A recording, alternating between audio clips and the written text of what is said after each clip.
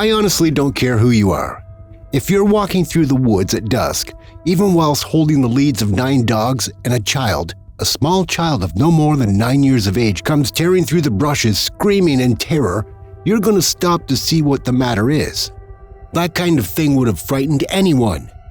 As it happened though, that wasn't even the creepiest thing that happened to me that night, because I am almost certain that further along the road, I met and even spoke with the thing that was chasing him. For the last 12 years or so, my wife Elaine and I have been running the top dog walking business in Morton. A decade ago, the idea that dog walking could be a profitable business would sound ridiculous, especially in a place like Morton. But in the last few years, with more and more people needing to commute to the city and back, and feeling themselves more and more stretched for time, our services ensure that their beloved pooches get the daily exercise they require has become more and more popular. Now around 5 p.m. every night, our team of 12 different dog walkers head out to various spots around town and provide walkies time for over 70 dogs between them. Not to mention the even more popular morning sessions. The work is fun, sometimes tiring, but always profitable.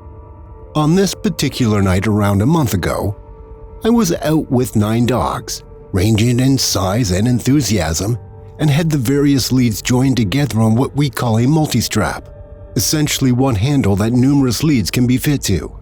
Walking through Morton Town with 9 good boys tugging in different directions is sometimes a challenge, especially as nearly every person on the high street wants to stop and play with the little monsters on their way up the street, so that I end up with between 9 and a dozen wagging tails heading off in different directions.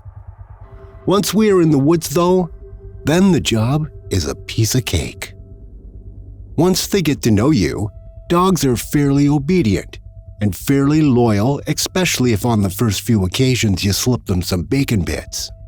In all my years walking multiple dogs at once, I have only ever had one that wouldn't come back when called, and even then I had a good idea where he'd got off to and was able to bring him back after a few attempts. Since I know they'll come back, I'm never shy about letting all 9 of the dogs off the lead once we get into Fuller's Woods. I let them have a good run, play and mess around with each other for maybe a half an hour, then call them back. If I think 1 or 2 of the more energetic pups needs a bit more wearing out, then I'll throw balls for them. But generally, the presence of the other dogs is enough for each one to be overly excited and run themselves ragged before I call them for their walk back home. On the night I saw the boy, I was about 10 minutes into the woods and seconds from letting them all off. I hadn't seen another soul on the way into the woods and remember that I was actually enjoying the color of the sunset. It had rained earlier in the day, and as often happens when we've had an early rain, the leftover clouds caught the light beautifully. I was standing somewhere towards Hangman's Bend when I heard a huge commotion behind me, and the boy, screeching like a banshee, came firing out from the brushes to my left and onto the footpath. At first, I assumed he was with friends and was being chased by them as part of a game. But one look at his eyes told me this was no game. At first, he screeched for me to help him, calling over and over again that, "It's after me! It's after me!" A sticky mess of mud and tears smeared across his face as he pelted directly toward me, only to stop dead when he caught sight of the dogs. Honestly, in my entire life, I've never seen a change come over a person's face in such a short period of time. 1 second he was terrified, then relieved, and then horrified again. Grinding to a halt, he stared in fright at the dogs and backing up, completely reversed his direction. I shouted after him, but he ran away and disappeared almost as quickly as he had arrived. I stood, alone but for the dogs in the center of the path, wondering what I should do. I had no chance of catching him, even if I ran at full pelt, and considering how he had reacted to the sight of the dogs, I reasoned that pursuing them with the mutts and tail probably wasn't the best idea. The kid seemed frightened enough without a grown man and 9 dogs chasing after him. So, shaken and a little jittery. I decided to let him go and maybe report what I had seen when I got back. I also decided to walk a little further before letting the dogs off, so as to give the kid a head start before he had to see them. After a few minutes, I let them go and continued on my own walk along the path. As usual, the dogs veered off the path, leaping and chasing each other through the bracken and brush on either side of the dirt path. By this point, the sun had set entirely and the woods were fast becoming dark. I don't mind admitting that had I not had the dogs with me, I would have felt incredibly nervous. The prospect of walking through those woods in the darkness alone after seeing that boy so clearly scared made me more than a little apprehensive. After around half an hour, I called the dogs, and after picking up the usual stragglers who were always last to come back, managed to fasten them all back on the lead. I began making my way back to Mortontown, already thinking about how I was going to explain the whole incident to Elaine, when around 300 yards off in the distance, I spotted the outline of a man, standing quite still in the middle of the footpath. For a moment, I hesitated, wondering what someone would be doing out here at this time of the evening alone. For a second, I wondered if he was waiting for his own dog somewhere, off in the woods, or was simply taking a shortcut to another part of town or the Marston estate further down the hill. What threw me off was his stillness. He wasn't walking or even moving in the slightest.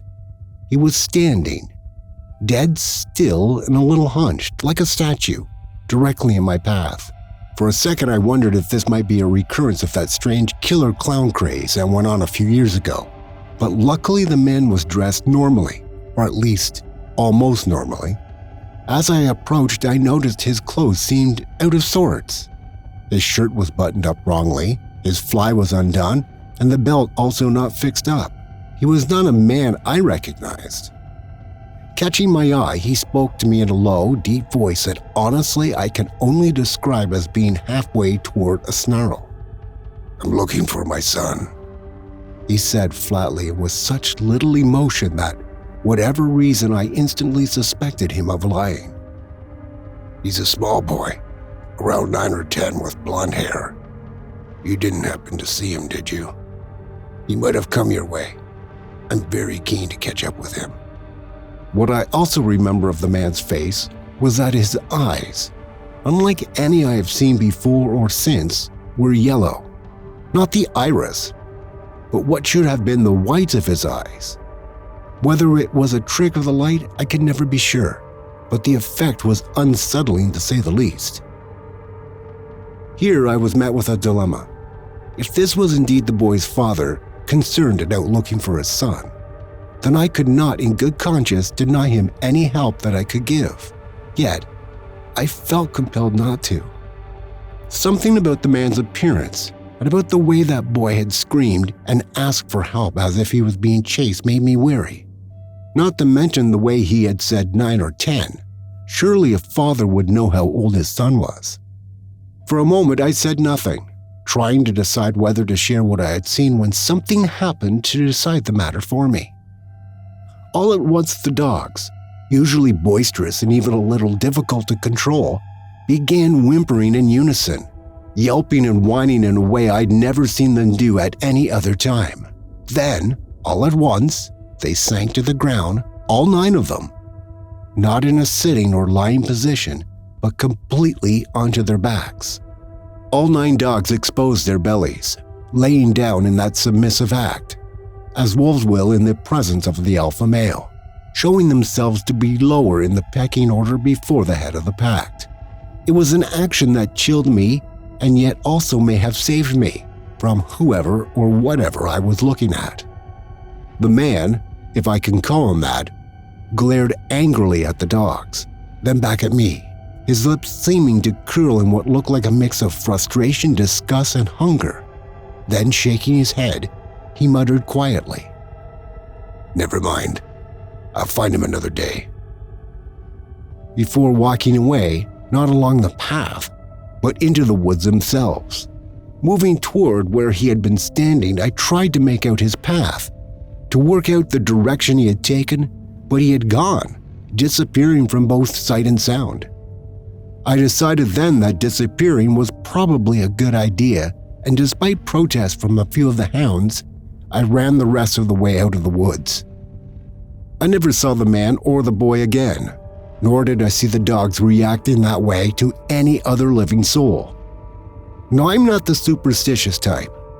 I don't go in for all that ghost and ghoul nonsense, but I don't mind telling you that I was glad when I got out of those woods that night. I also don't mind telling you that as I left and returned the dogs that night, I happened to notice that the moon in the sky above me was as full as I'd ever seen it. I won't be going into Fuller's Woods the next time it's full.